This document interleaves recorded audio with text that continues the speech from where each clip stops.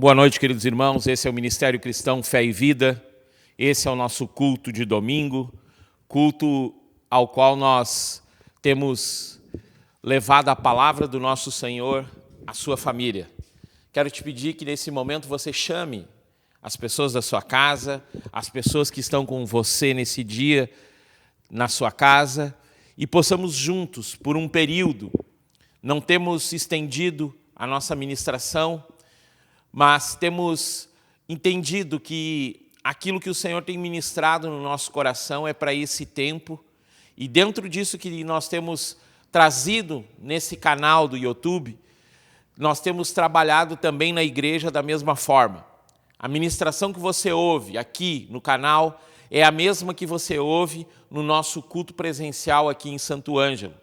Óbvio que quando vamos ministrar, é certo que não vamos trazer a mesma palavra no sentido de falar as mesmas frases, porque a forma como nós trabalhamos, ela tem uma didática, vamos dizer assim, uma forma de se trabalhar, que é a questão do momento em que o Espírito Santo está trabalhando no nosso coração.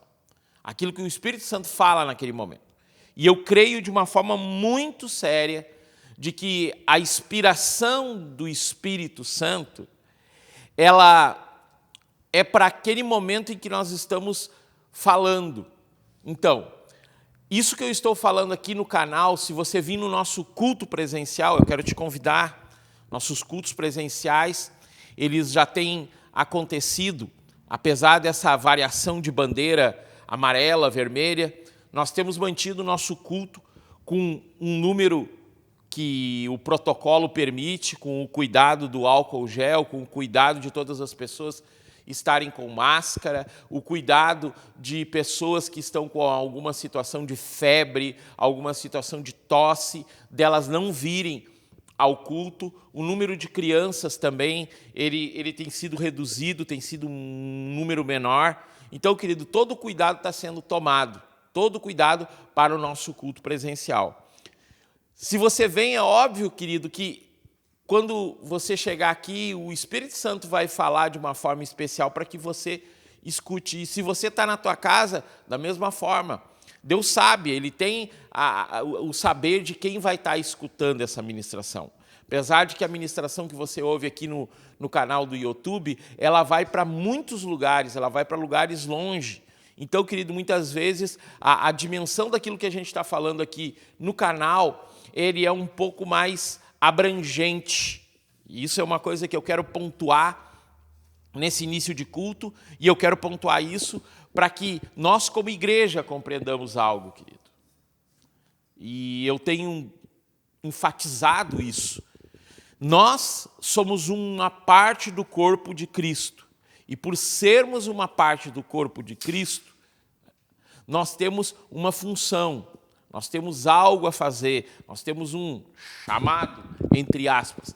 E tudo isso, querido, nos leva a um caminho, a um andar. E nesse tempo Deus tem nos alinhado nesse caminho para que nós andemos e frutificamos da forma maior que nós podemos frutificar. Então, queridos, muitas vezes nós pensamos assim, eu estou ouvindo os cultos, mas eu vou lá no culto lá, por exemplo, você que é de Santa Rosa, eu vou no culto e o pastor Marcos Davi não vai trazer a mesma palavra, mas não vou dar bola para aquilo que está sendo ministrado no canal. Queridos, é importante nós cuidarmos de olhar as palavras. Por quê? Porque o Espírito Santo está gerando isso como um todo. Apesar de ser algo partido, no sentido de que há vários fragmentos, o todo é o que importa.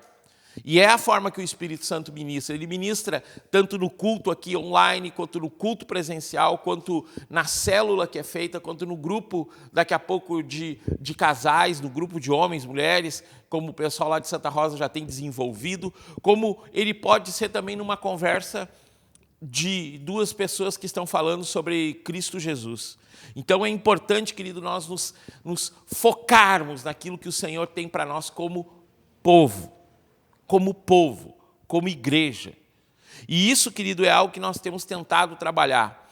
A minha forma de trabalhar nesse tempo tem sido um grupo de textos sobre um determinado assunto e até esgotar, ou até, não sei se existiria como esgotar um texto, acho que é impossível.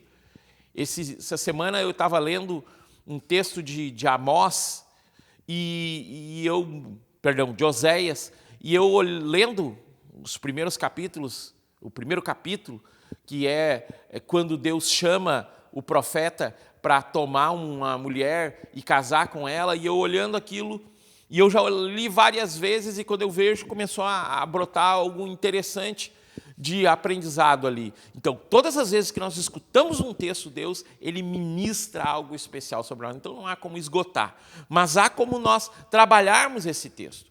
E o texto que nós temos trabalhado durante esse mês de outubro, sim, querido, nós estamos em outubro.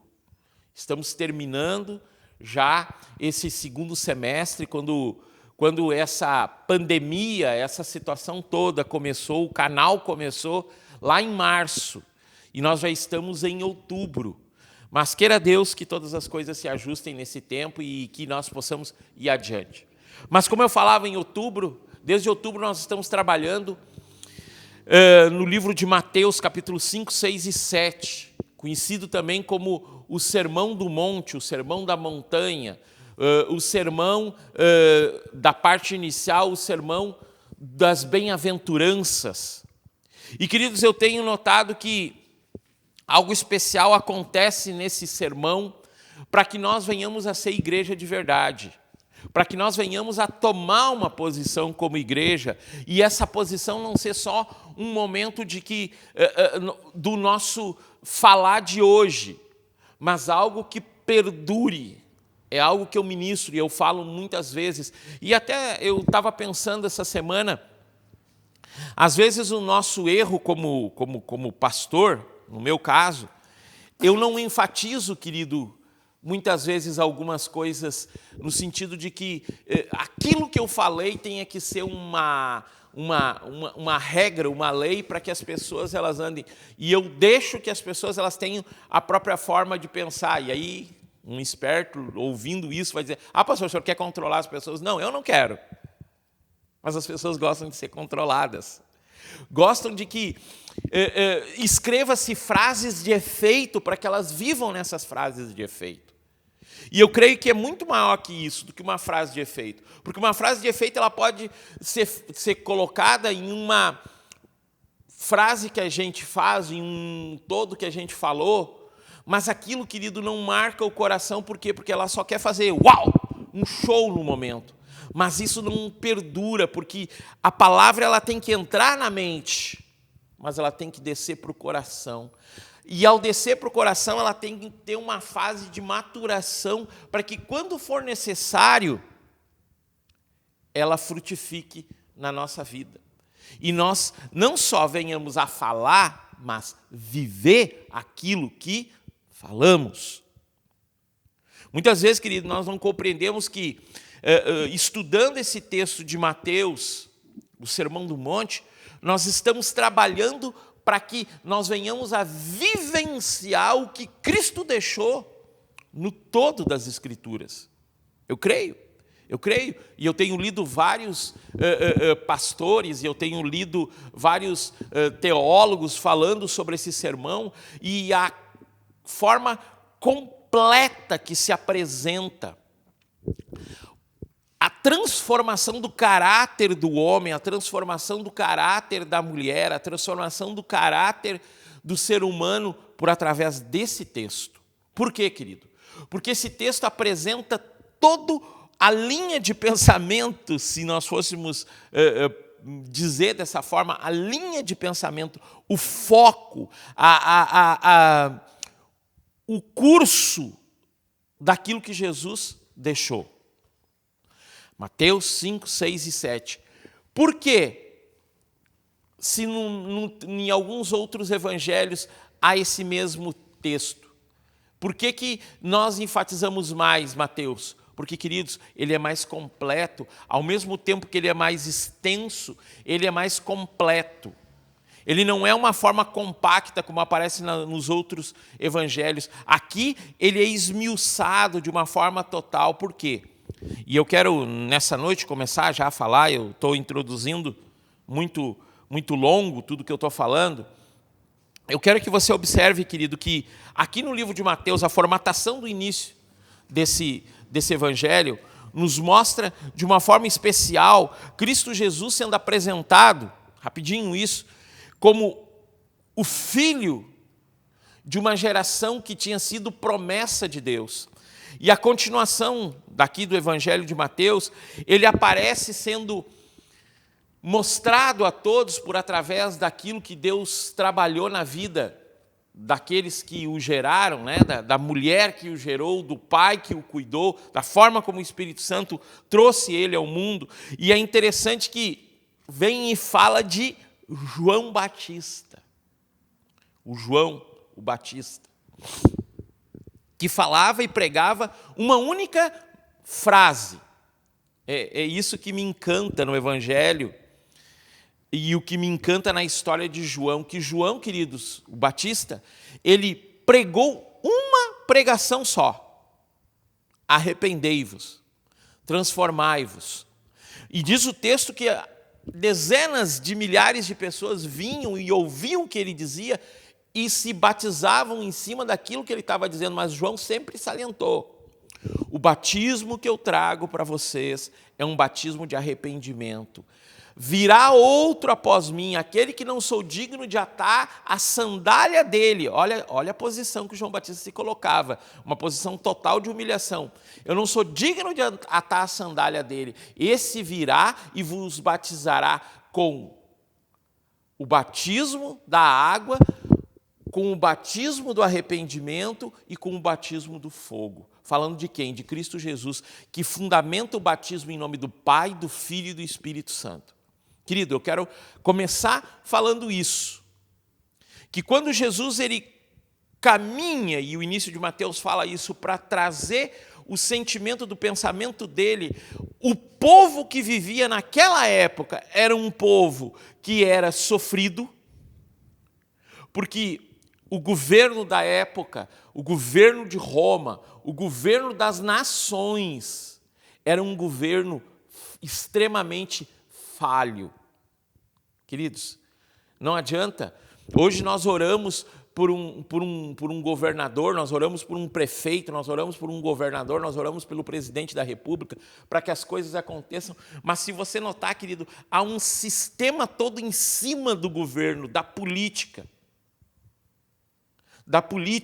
que faz com que todo nosso esforço, quando nós acreditamos em alguém que alguma coisa vai acontecer, sempre vão haver situações que vão, como eu vou dizer assim, manchar aquilo que aquela pessoa está tentando fazer. Por quê, querido? Porque o ser humano, por natureza, ele é pecador.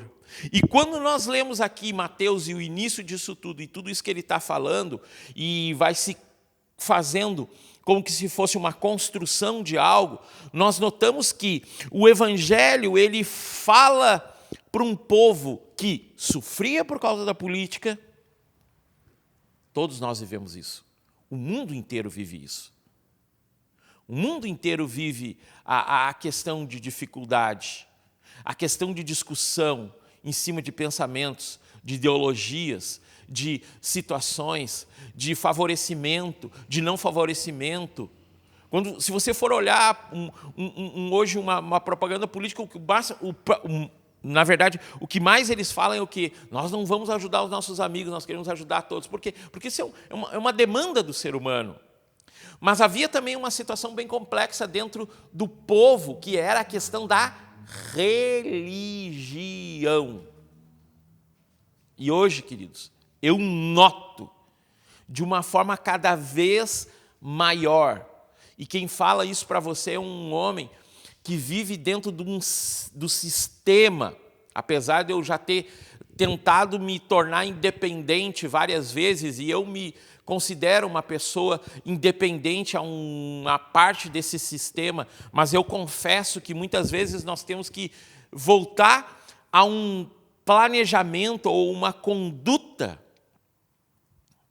que nos empurra para um sistema.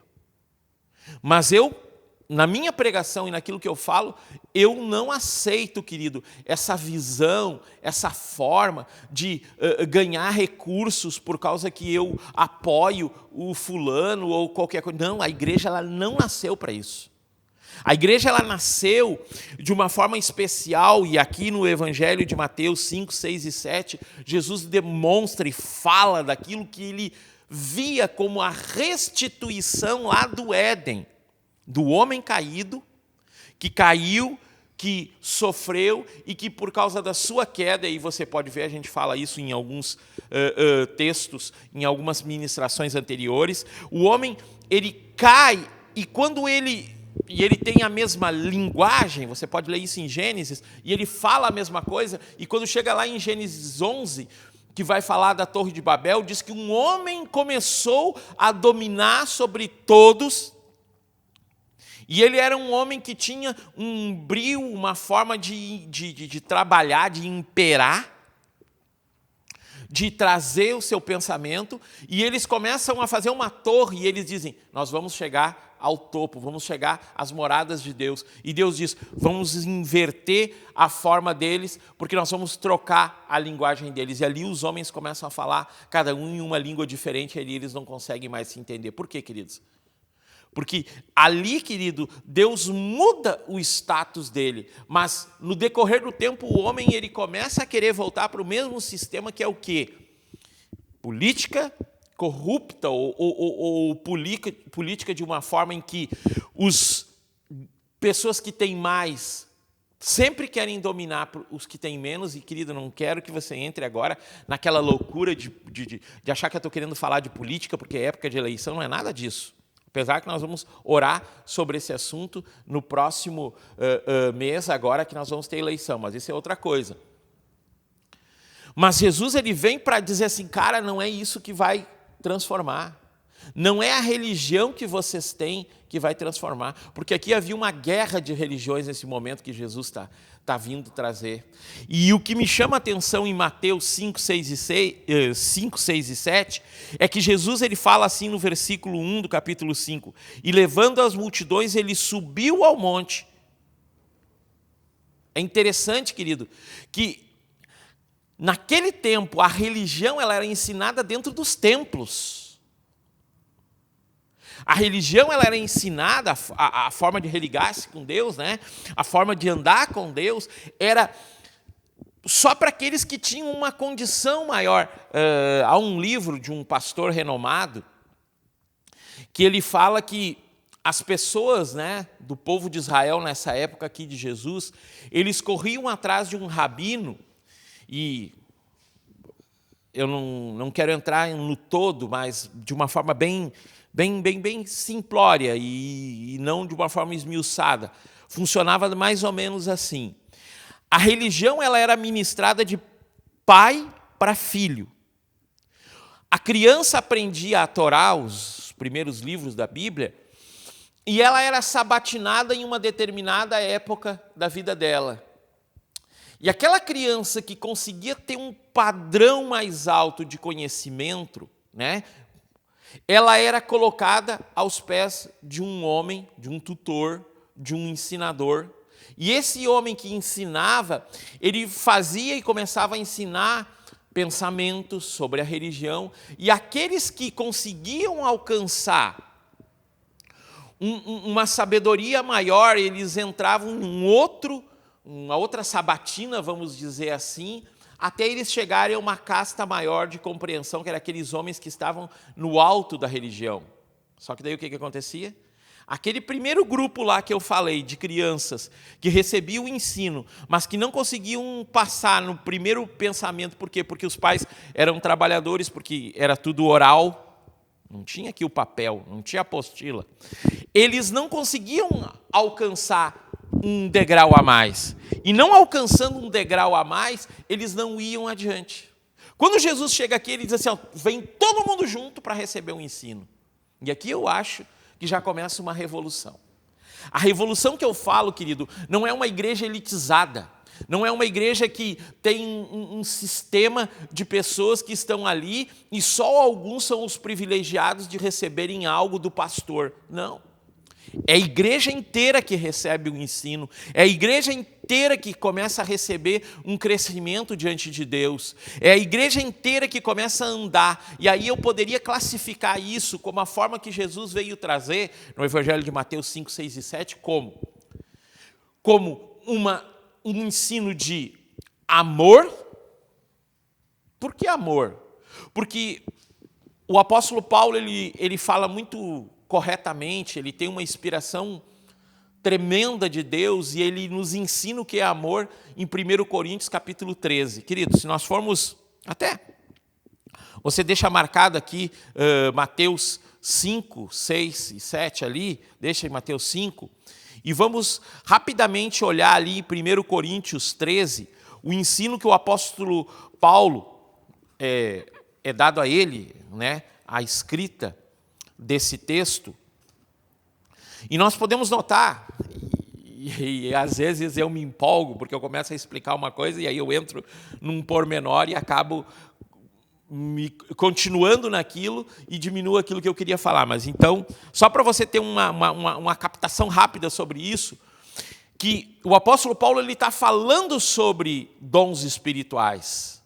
E ele está falando sobre a importância de nós entendermos os dons espirituais. E como nós falávamos no último culto, na ceia, e a irmã Nelly fala também, se você não olhou o culto de quarta-feira, a irmã Nelly lá de Porto Xavier, a nossa diaconisa, ministra nesse culto, uma palavra muito boa, e ela me disse assim, pastor, eu não sei como é que eu consegui falar. Queridos, é na simplicidade que Cristo Jesus se apresenta de uma forma muito maior.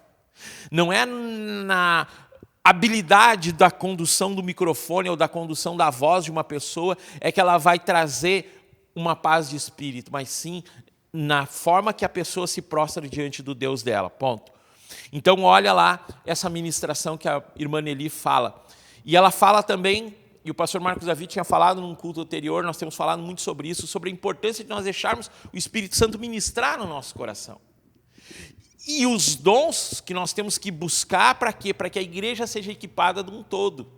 Quando Jesus ele vem e começa a ministrar sobre a vida deles, ele começa a falar sobre amor. E aqui o apóstolo Paulo ele detalha de uma forma especial que o amor,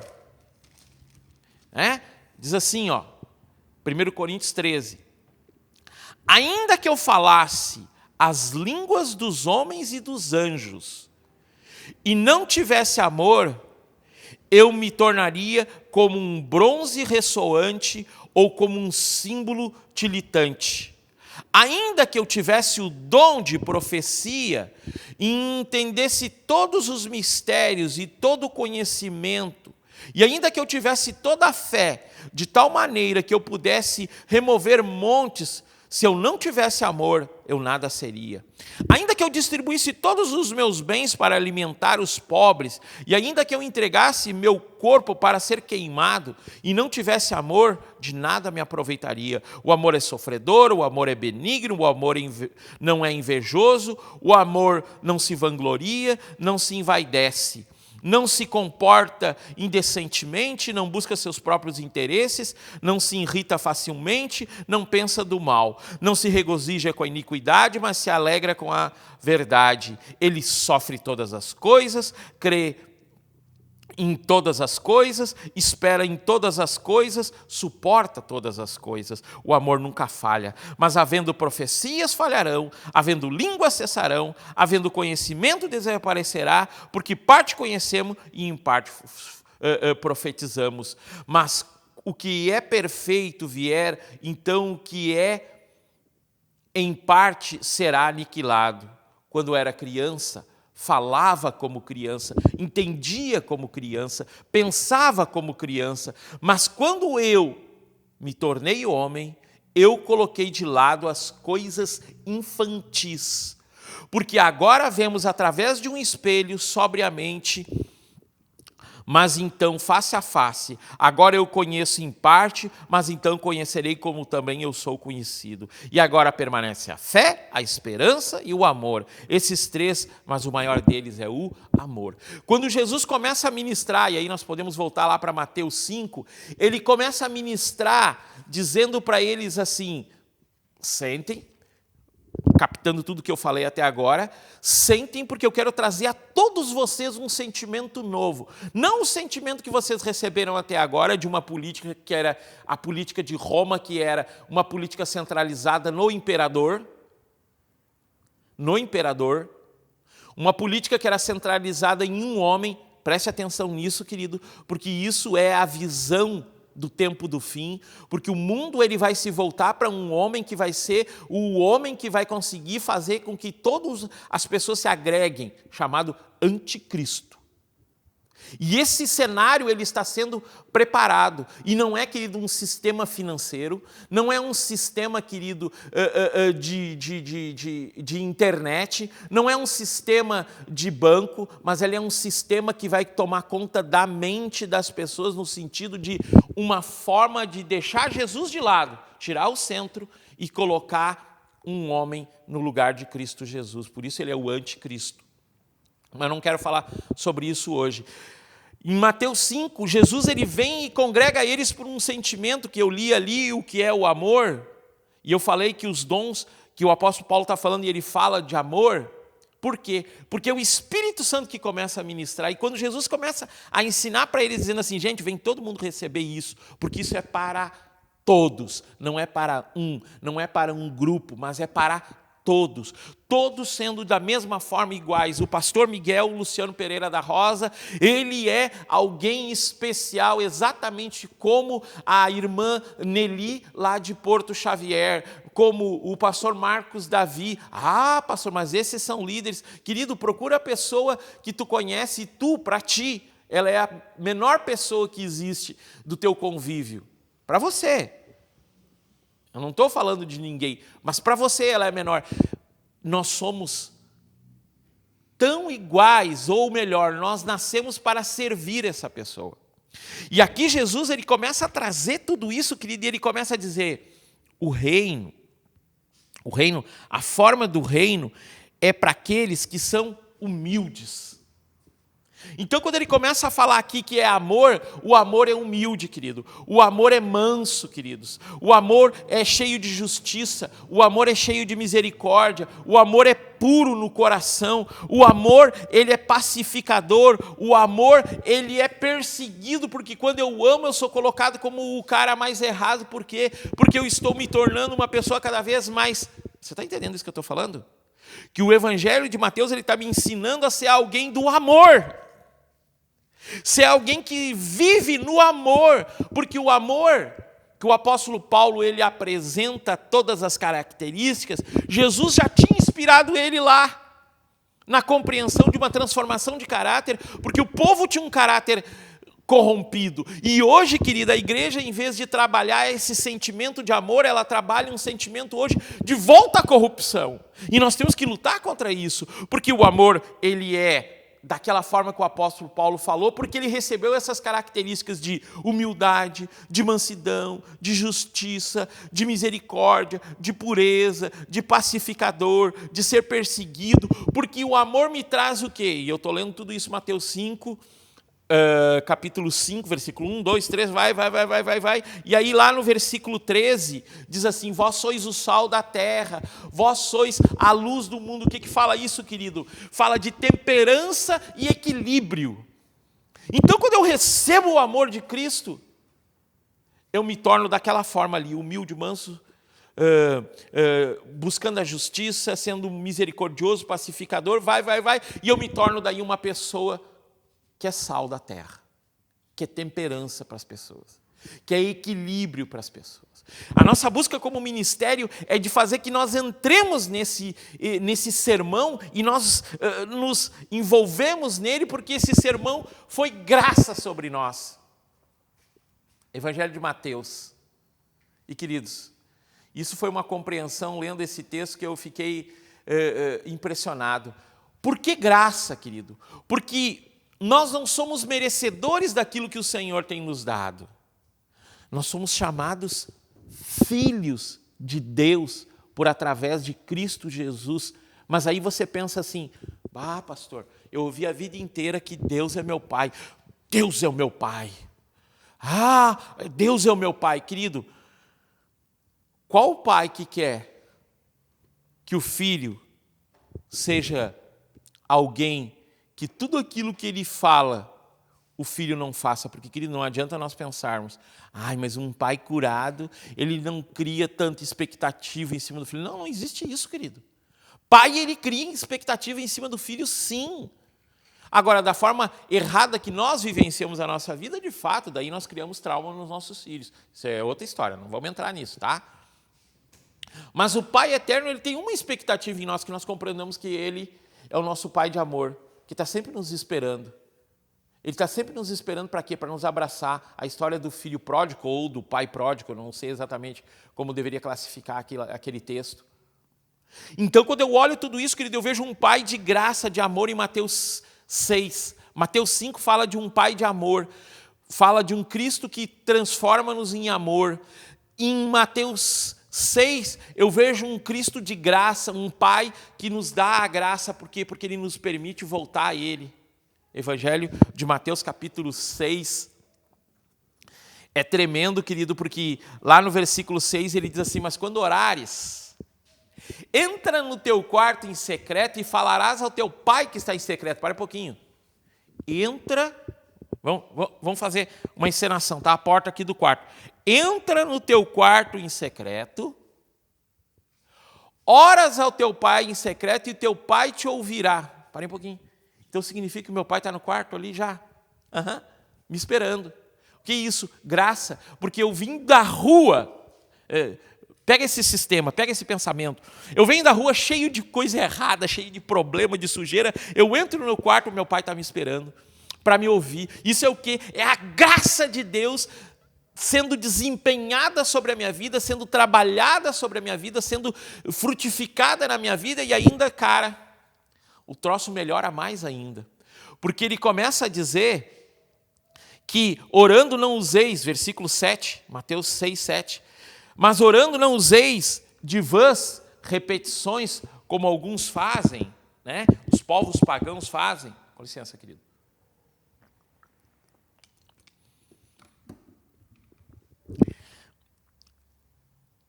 Pensando que por muito falarem serão ouvidos. Não vos assemelheis a eles, pois o vosso Pai sabe o que tendes necessidade, antes mesmo de lhe pedirem. Mas Ele quer ouvir. Por quê? Porque Ele quer dar a graça, dizer, filho, pai, eu não sou digno, mas eu tenho a necessidade nesse tempo disso, daquilo outro. Ou orando no Espírito, como nós ensinamos alguns cultos atrás, ministrando diante de Deus, e aí a graça dele vem, porque daí o texto diz assim, então orem assim, Pai nosso que estais no céu, santificado seja o vosso nome. Venha a nós o vosso reino, seja feita a tua vontade, assim na terra. Queridos, eu vejo assim a graça de Deus se desempenhando na oração, conhecida como oração do Pai Nosso, conhecida como oração que nos liga a Deus, como oração que nos faz sentir Deus. É a graça dele sobre nós. Não deixeis cair em tentação, mas livrai-nos do mal. Queridos, isso é a graça de uma forma tão linda. Mateus 5, 6 e 7 é o amor de Deus, é a graça do Senhor desempenhada sobre nós, porque lá atrás nós éramos desgarrados como ovelhas que não tinham pasto, nem pastor, mas hoje nós temos o pasto e temos o pastor. O Senhor é meu pastor e nada me faltará, deitar-me faz em verdes pastos, Salmo 23.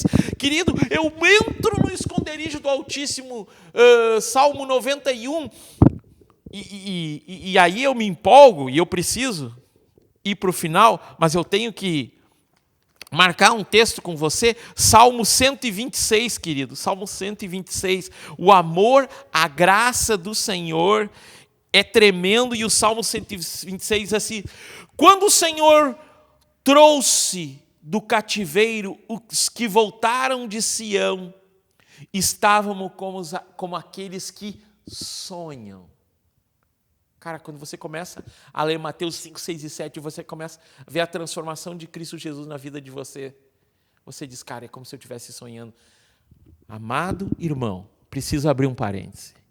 Você se lembra que muitas vezes você já ouviu, nós temos que voltar para o primeiro amor. Você já escutou uma canção que fala de voltar ao primeiro amor? Que primeiro amor, pastor? Aquele tempo que você se dispunha a estar na presença de Deus, que você corria, que você evangelizava, que você ia lá, que você distribuía cesta básica, que você distribuía alimento para as pessoas, que você evangelizava, que você queria estar junto com os irmãos, congregando, fazendo tudo isso, querido. Por quê? Porque ali o amor e a graça eram algo apresentado a você e você se deslumbrava. Tem um pessoal lá dos Estados Unidos que tem um ministério aqui no Brasil também, que tem casa de oração no sistema Harpa e Taça, que eles dizem que nós temos que olhar para Cristo Jesus e nós temos que nos deslumbrar dele, nós temos que olhar para ele e nós temos que fixar o olho, meu Deus, que beleza tem Cristo. O amor e a graça dele. E aqui no Salmo 126 diz assim: então nossa boca se encheu de riso e nossa língua de cânticos. Então disse entre os povos: o Senhor fez grandes coisas por eles. O Senhor fez grandes coisas por nós, pelos quais estamos alegres. Traze outra vez do nosso cativeiro ao Senhor, como córregos do sul. Aqueles que semeiam com lágrimas colherão com alegria. Aquele que vai adiante chorando, carregando as sementes preciosas, voltará sem dúvida, com alegria, trazendo o fruto consigo. Querido, o amor e a graça de Mateus 5 e 6 me enche de um pensamento. O Senhor quer a comunhão. E aí eu leio isso em Mateus 7. Você está entendendo isso? Pode ser que eu não tenha explicado de uma forma correta, querido, que Mateus 5, 6 e 7 é o amor, a graça e a comunhão de Cristo. Em Mateus 7 ele diz: não julgueis para não seres julgados, porque com o peso que tu julgar, você será julgado. E o que me encanta não é isso, é porque depois dele dizer isso, ele ainda salienta aqui, em Mateus 7, ele diz assim, no versículo 13: entrai pela porta estreita, porque larga é a porta e amplo o caminho que conduz à destruição, e muitos são os que entram por ela. Porque estreita é a porta e apertado é o caminho que conduz à vida, e são os poucos que encontram. Cuidado com os falsos profetas que vêm a vós vestidos como ovelhas, mas o interior são lobos devoradores. Por seus frutos o conhecereis. Homens colhem uvas dos espinheiros ou figo dos abrolhos? Assim toda árvore boa produz bom fruto, mas a árvore corrompida produz frutos ruins. Não pode uma árvore boa dar frutos ruins, nem pode uma árvore corrompida dar frutos bons. Toda árvore que não produz fruto bom é cortada e é lançada no fogo. Portanto, pelos seus frutos conhecereis. Nem todo que diz Senhor, Senhor entrará no reino dos céus, mas aquele que faz a vontade do meu Pai que estás nos céus.